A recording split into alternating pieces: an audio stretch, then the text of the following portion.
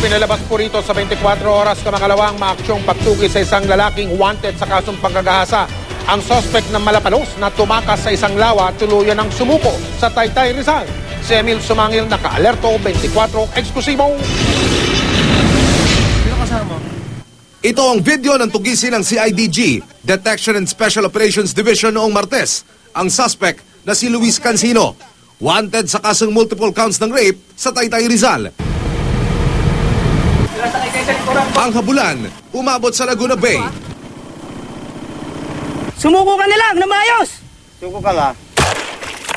Na-corner ng mga pulis si Cancino pero kinalaunan. Kasunod ng pagsisid at paglangoy nito, papalayo sa pwesto ng mga pulis, naglaho sa laot si Cancino. Paliwanag ka kung wala... Higit 2 araw ang lumipas nang makatakas si Cancino, sumuko ito sa Taytay Police kaninang umaga. Patawa-tawa at hiyang-hiya raw siya sa nagawa niya. Mabilis yun, mabilis. Ayon kay Cancino, nang umalis sa mga pulis, nagpalipas na siya ng magdamag sa mga tulos ng kawayan kung saan niya isiniksik ang kanyang sarili. Hindi ko alam, sir, nawaran yun eh, yung sulat na dumating. Okay. Hindi ko alam kaya umalis ako. Bakit Luis, sa halip na sumama ka na maayos naglangoy-langoy ka pa ron? Hindi, nabigla ako, sir eh. Kaya pasensya na ako. Nagtiwala po siya doon kasi kamag-anakan niya at natakot daw siya noong una. Kaya po hindi siya napakita.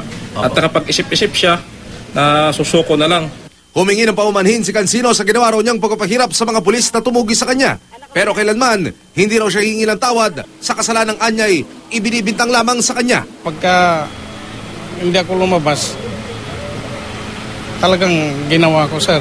Yung wala naman akong ginawa, sir, kaya lumabas na lang ako. Ito turn over sa Rizal Provincial Jail si Cancino. Emil Sumangil, naka-alerto, 24.